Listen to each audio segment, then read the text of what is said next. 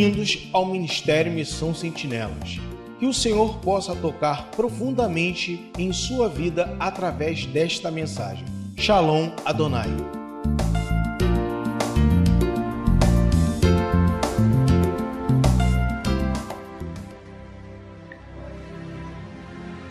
Versículo 19 somente.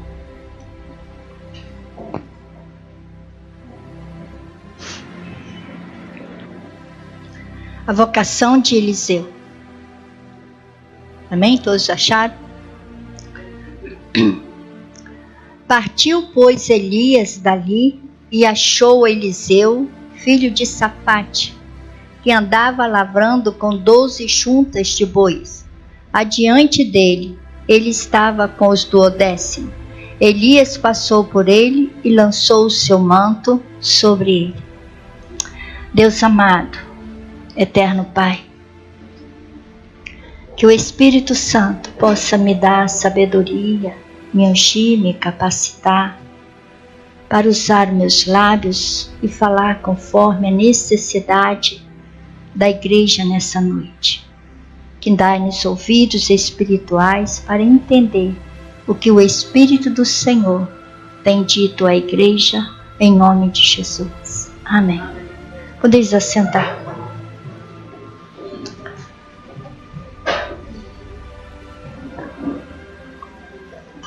Amém. Quando nós ministramos no domingo anterior sobre a posição de Eliseu diante da chamada dele, da convocação dele, nós ali no momento, nós estamos observando algo muito profundo naquele dia, naquele domingo.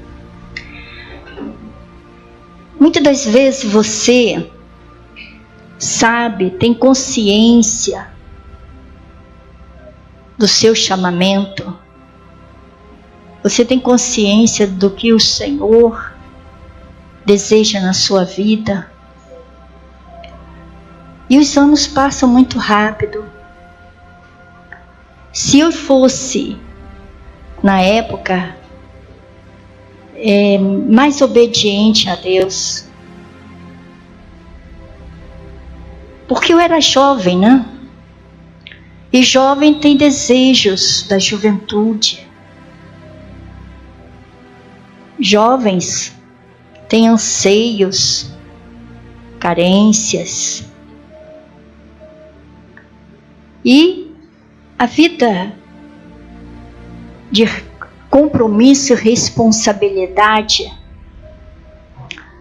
inibe um pouco o eis-me aqui, se não há quem enviar, envia-me a mim. Amém? E eu fui uma dessas jovens que desejei, mas não me esforcei. Aos 15 anos, eu tinha consciência já daquilo que Deus iria fazer na minha vida. Eu tive certeza, fui surpreendida, fui impactada com o Pentecoste, filha de pais evangélicos, servos, criada dentro de uma doutrina tradicional, e não tinha esse discernimento que, além da Bíblia, Deus também usava vasos na minha geração e usa na geração atual e vai usar até a volta dele. E então eu ouvi e vivi experiências. Desejei muito fazer meu 2º grau com missões, lá na Pedra de Guaratiba. no seminário interno, congregacional, seminário interno que tem lá na Pedra de Guaratiba. Sendo que nós éramos presbiterianos, né? Então, nesse momento, eu consegui a vaga, mas ouvi mais as coisas dos homens. Minhas irmãs, na época, diziam para mim assim: agora que Rosinha vai virar santa mesmo, né?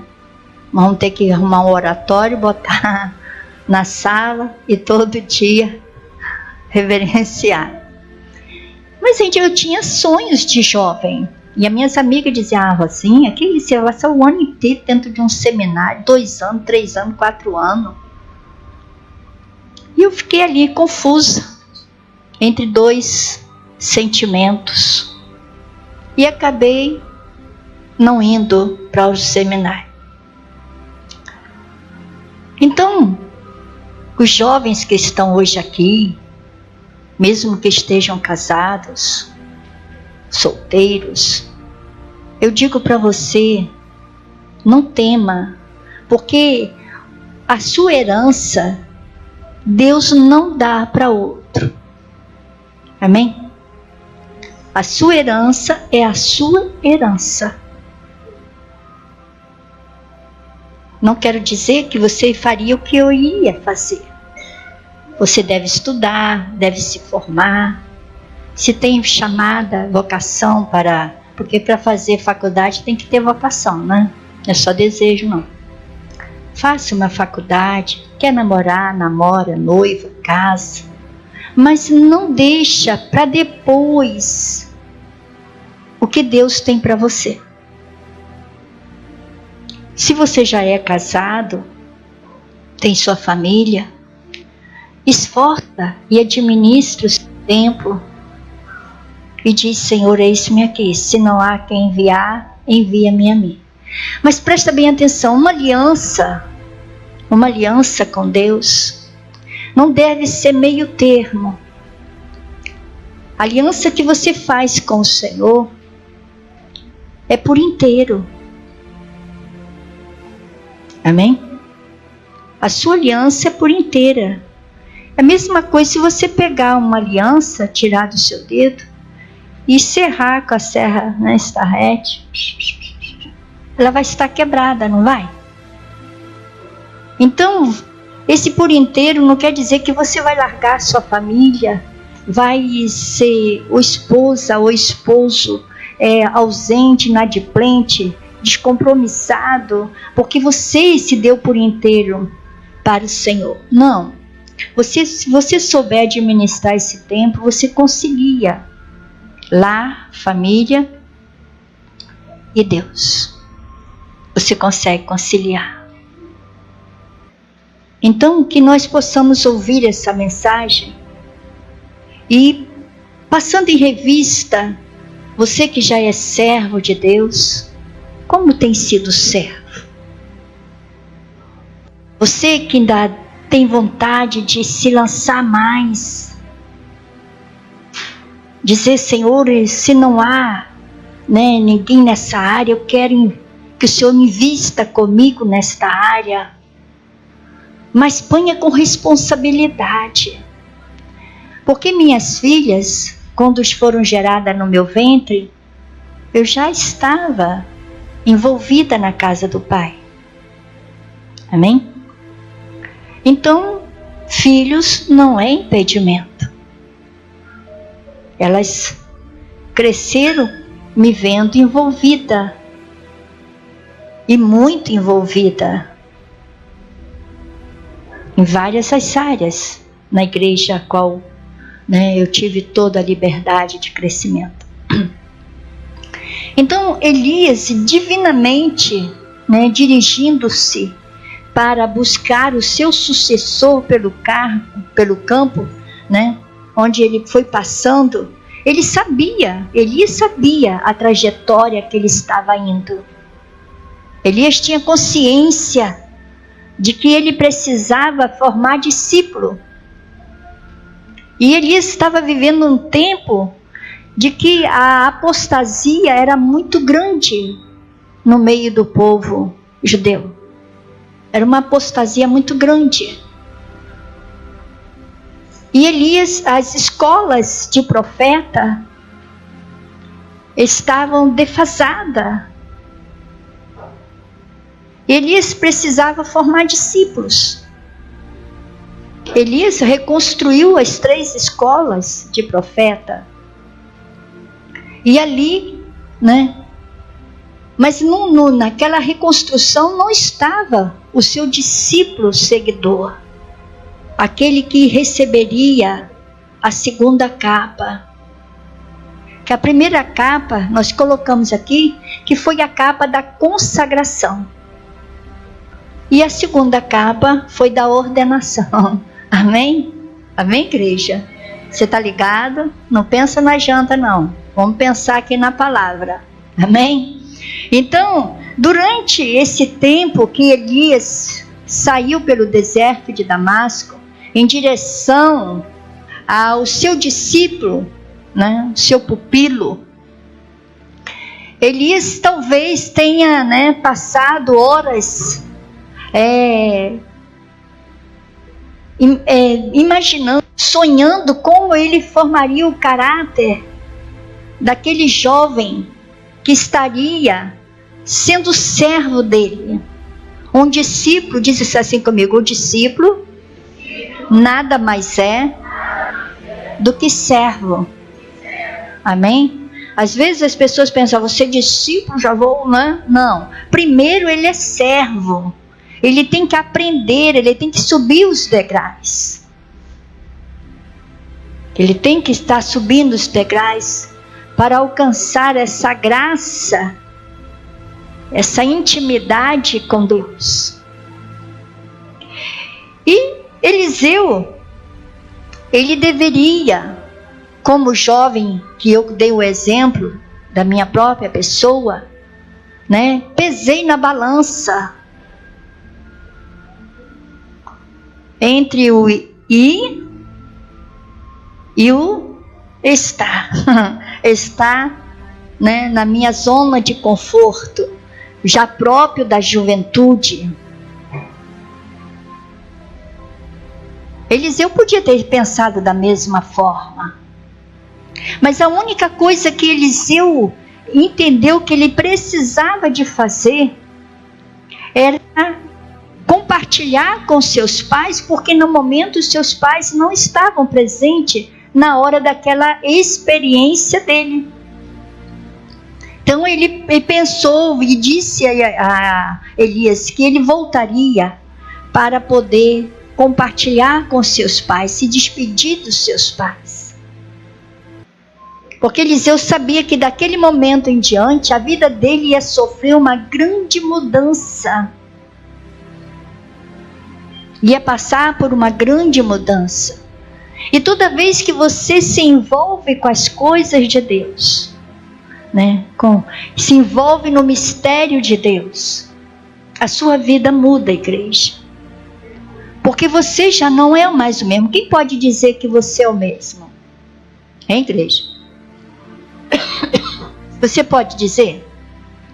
Antes de Cristo e com Cristo, você é a mesma pessoa? Não, houve uma grande mudança, e eu tenho certeza disso. A mesma coisa aconteceu com os discípulos de Jesus, né? Os discípulos de Jesus estavam todos eles muito ocupados com as coisas da terra. Os discípulos de Jesus conheciam a lei, né? Conheciam muito bem a lei. Mas eles estavam envolvidos com as coisas do homem da terra. Pescaria, né? Família, filhos. Mas em dado momento, Jesus passando por eles, né? Disse para eles o quê? Segue-me. E diz a palavra do Senhor que imediatamente eles largaram as suas redes. Eles estavam trabalhando. Ele não estava em casa deleitando, nem, num barzinho da vida, ou numa festividade qualquer. Eles estavam trabalhando. E Jesus, passando por eles, fez como Eliseu. Eliseu, ele não parou, ele não levou, não deu um lero-lero. Eliseu simplesmente pegou a capa dele e jogou sobre aquele jovem. Jesus também não parou. Olha, eu sou o mestre, eu sou o Messias, eu sou o grande Rabone, ppp. Não, Jesus simplesmente passou, olhou diretamente para aqueles dois homens e disse: segue-me. E foi embora. Diz a palavra do Senhor que imediatamente eles largaram as suas redes e seguiram a Jesus. Mais à frente, Jesus encontrou mais dois irmãos e disse para eles também a mesma palavra: segue-me. Jesus não tentou convencê-los de uma nova teologia, de uma nova forma de ministrar a palavra. Jesus não disse nada quem ele era. Elias passou por Eliseu e lançou a sua capa e foi. Muitas das vezes nós queremos razões para servir a Jesus, para ser servos. Nós queremos barganhar com Deus o nosso doar. Nós queremos comparar, igrejas uma com as outras. Nós temos que entender que quando o Senhor nos convida, Ele sabe exatamente o lugar onde você é especial. Amém? Ele sabe exatamente qual é a proposta que Ele tem para os teus filhos. E nós queremos comparar ministérios com ministérios. Nós queremos estar olhando que ali, lá, acolá, tem isso, tem aquilo, e o nosso nada tem, como fazer? Não, nós temos que ser servos. Aprender a servir o Senhor. Eliseu, ele tinha tudo para, Opa, eu já recebi a consagração, Oh, aleluia, glória a Deus, agora eu já tenho uma capa de profeta. E aí? Não podia ter dado uma dessa? Eu tenho a capa de profeta. E aí? Não preciso nem de boi, nem de empregado, nem nada, nem de seguir esse homem. Ele já deixou a capa comigo. Aonde eu for, eu boto a minha capa, eu sou profeta. Ou não era assim? Podia ter feito isso. Mas não, ele tinha que andar. E outra coisa, o discípulo, ele não estava aqui do lado. Ele segue o seu Senhor, o seu servo, o seu Senhor para ser servo. O discípulo, ele está sempre atrás, aprendendo. Não tem aquela pegadinha, a sombra. Eu não sei se ainda existe isso na televisão, O cara ia andando, acompanhando, fazendo tudo que aquela pessoa da frente fazia. Então o servo, ele aprende o jeito e os trejeitos do seu Senhor. Os discípulos de Jesus, é tanto que quando Pedro, abriu a sua boca para a sua defesa, eles disseram para ele: esse homem esteve com o Messias. E quem era Pedro? Um pescador. Mas identificou ele imediatamente, porque a verbete, a palavra, tinha sido rebuscada. Mas por quem? Pela presença do Espírito Santo. Nós olhando a vida de Eliseu e comparando Jesus na sua trajetória de formar discípulos, porque ele sabia que o tempo já era para se cumprir. Ele veio com um tempo para estar na terra. E ele sabia que o Eterno tinha pressa com ele.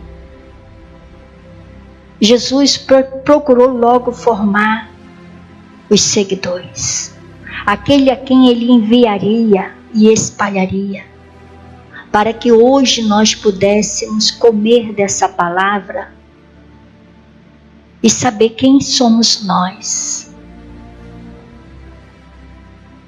Quem somos nós? Diz assim: eu não sou uma pessoa qualquer. Eu faço a diferença nessa terra. Amém, igreja? Pode saudar o Senhor.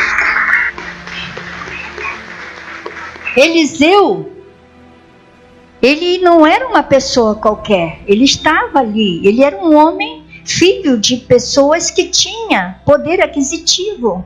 Era filho. Ele não precisava de estar ali envolvido no trabalho, mas ele tinha que formar o seu caráter. Amém, igreja? Então, outra coisa que nós pais temos a responsabilidade é formar um caráter cristão em nossos filhos. Tem pais que abrem a sua boca e enche, chega a estufar o peito para dizer: eu estou preparando meu filho para esse mundo. A palavra de Deus diz que o mundo jaz no maligno. Então não prepare seu filho para o diabo. Amém? Prepare seu filho para Deus. Dê condição a ele de sobrevivência na terra. Mas ensine a palavra. Ensine os seus filhos a amar e temer a Deus. Que a melhor e maior herança que você pode deixar, você pode ficar arquimilionário, mas a melhor herança que você pode deixar para os seus filhos é o temor e tremor de Deus. Eliseu, ele teve a sua decisão própria, diz assim: eu preciso de ter a minha decisão. Ele não foi influenciado. Os discípulos de Jesus não foram influenciados para seguir a Jesus.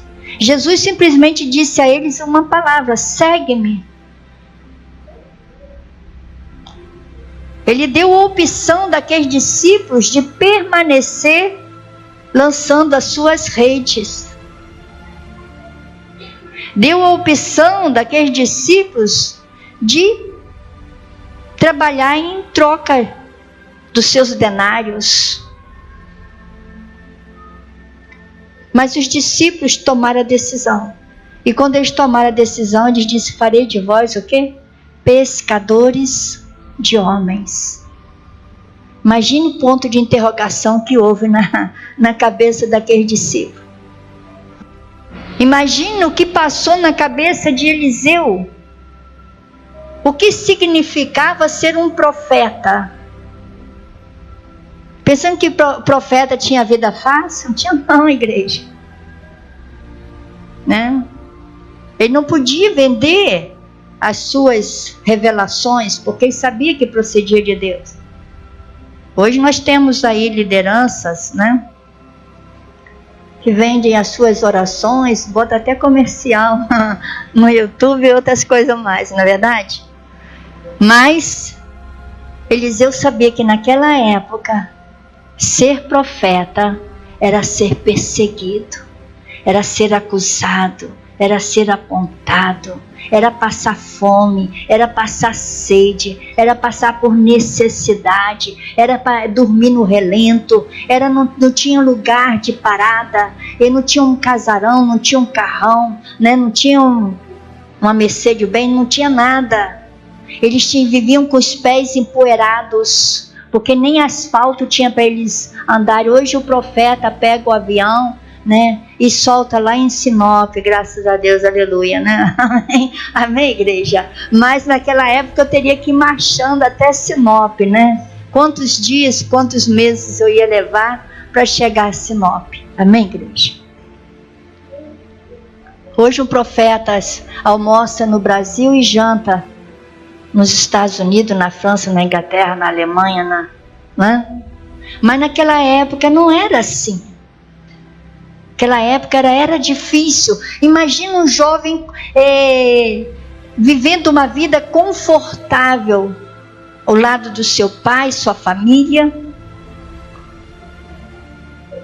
e tendo a responsabilidade ainda de profetizar numa época difícil de converter o coração do homem, porque o homem andava idólatra, apostatado do grande Deus Adonai, servindo a si próprio e a outros deuses que ele nem mesmo sabia a procedência de onde vinham.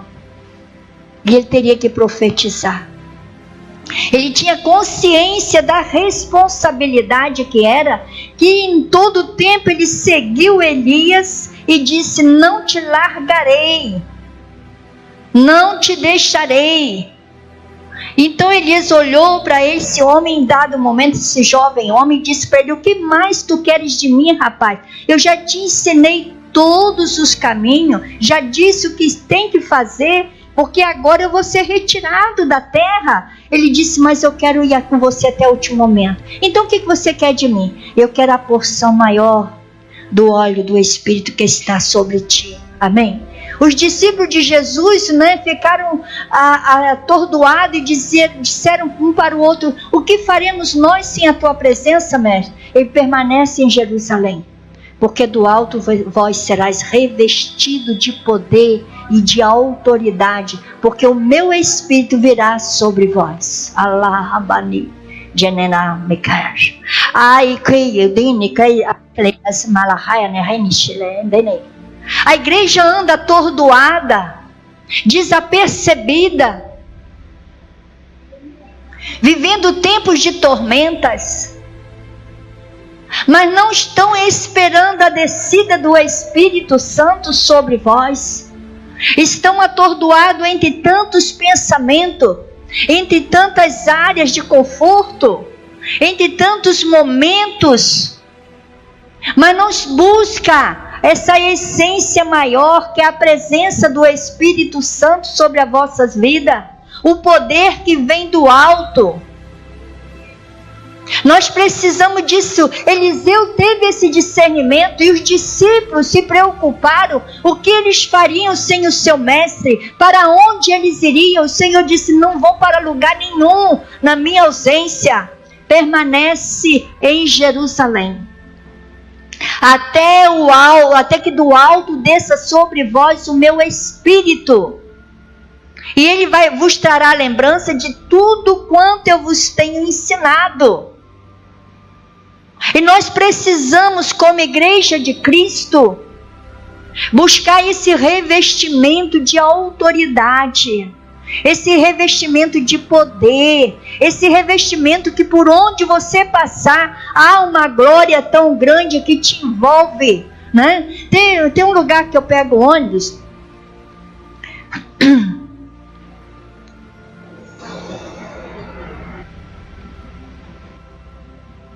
e sempre uma senhora sai para buscar o seu pãozinho, né? Aí quando ela volta, ela me olha assim. Aí um dia ela entrou no portão e fez assim, né? Eu falei: opa, tá vendo alguma coisa a mais, né? Porque ela me olha e bate o olho assim, ela fica me olhando, ela vem olhando assim. Aí nesse dia eu peguei e fraquei ela, né? Que ela entrou, fez que entrou no portão. Eu falei: olha, Senhor, que essa esteja vendo algo diferente, que seja a glória de Deus me envolvendo. Eu não aceito que ela esteja vendo outra coisa a não ser a sua glória sobre a minha vida. Você tem que desejar isso verbalmente, no pensamento, em todo o tempo. Você não vê isso, mas outras pessoas veem isso em você, igreja. Aqueles que estão nas trevas percebem que você faz a diferença sobre a face da terra. Quando Eliseu voltou, Os discípulos, né, os que estavam na escola de profeta, olharam para Eliseu, se curvaram e disseram: o espírito de Elias está sobre Eliseu. Aleluia. Amém, igreja? Então que a igreja de Cristo resplandeça a glória do Senhor por onde andar. Pecador você é e eu sou. E o Senhor sabe que há um limite humano, terreno, nessa aparência física a qual Ele nos concedeu nessa terra. Ele sabe que nós somos sujeitos a todo tipo de influência. Mas a palavra do Senhor diz para você hoje: olha, diz, fugiu disso aqui, meus amados. Fugiu da palavra, foge, corra da aparência do mal, daquilo que é profano, que vai te fazer apostatar dessa palavra, das escrituras sagradas, vai te tirar, vai te levar para o inferno. Você foge dessa aparência, corra, porque as horas estão sendo contadas sobre a face da terra. Se te leva para o inferno, meu irmão, não queira ir para o inferno não, hein? O Senhor mandou que eu lesse mais um pouquinho, né? Eu disse: não vou ler isso não, mas tudo bem, né? Ele disse: olha, de fora ficarão os cães, os feiticeiros, os impuros, os assassinos, os idólatras, todo aquele que ama a prática da mentira. Em Apocalipse, né? Então de fora ficará aqueles que profanam o templo do Senhor. E quem é o templo de Deus? Hein, igreja? Quem é o templo? Não, igreja, quem é o templo? É vocês mesmos, mas cadê a força? Amém? Você é o templo do Espírito Santo. Então se profana esse templo, foge da aparência do mal, corra, porque é tempo de liberdade, é tempo de vida, é tempo de salvação, é tempo de redenção. O momento é esse, Jesus está voltando. E a igreja de Cristo precisa ser revestida de poder, de autoridade, porque o diabo ele não está brincando de ser quem ele é. Ele não está brincando, ele é o que é. Tanto que quando ele incorpora numa pessoa, ele diz: eu sou fulano. Ainda dá nome para ele, né? Que nem nome ele tem. É Lúcifer e acabou. Ele dá um nome para ele, né? Porque ele quer copiar tudo que Deus fez na terra. Então, igreja, os discípulos temeram, porque os discípulos viu Jesus expulsar demônio, viu Jesus curar os enfermos, viu Jesus ressuscitar mortos, viu Jesus fazer sinais, prodígios e maravilha. Eliseu também temeu, porque ele viu Elias profetizar, Elias manifestar a glória de Deus, Elias fazer o sobrenatural do Senhor. Ele disse: olha, eu aprendi todo o caminho, mas eu ainda não recebi o principal. O ensinamento principal não está só na atitude. Eu quero algo que venha me cobrir, me envolver, porque eu estou sujeito a atravessar esse Jordão de volta. Eu estou sujeito a todo tipo de investida que está lá fora. Quando você desce essas escadas, você está sujeito a toda a investida que está ali fora. Por isso nós precisamos desse revestimento, desse poder, dessa autoridade. E o melhor lugar para você buscar isso é dentro da casa do Pai. É dentro da casa do Senhor. É o melhor lugar para você ser cheio do Espírito Santo. Eu falei: Senhor, quando transbordar, transborda para fora, mas fica tudo agarradinho aqui em mim, sabe? Amém? Para não perder nem um caldinho, nem um pouquinho. Que você possa pedir isso, igreja. Posso pedir isso a Deus. Desejar ser revestido do poder do Senhor. Ser revestido da autoridade. Porque a coisa mais, a herança melhor que a igreja possui. Eu anseio por várias coisas na casa do meu Pai, né? Eu tenho sonhos de mulher, sonhos de mãe, sonhos de serva, e principalmente para a casa do Senhor. Nós temos sonhos. E para isso, eu preciso desse revestimento. Porque às vezes a pastora Roselena, ela se sente débil. Se sente. Ela, né, tem hora que ela olha lá dentro e fala, ah, Deus, tem misericórdia. Né? Porque eu gosto de olhar no cantinho que o Espírito Santo fica, né? Aí eu olho, procuro e falo, Espírito Santo, você está aqui? Né? Não me abandona não, viu? Eu falo com ele, não me abandona. Tem misericórdia de mim. Tem compaixão de mim, porque eu sou falha, eu sou pecadora.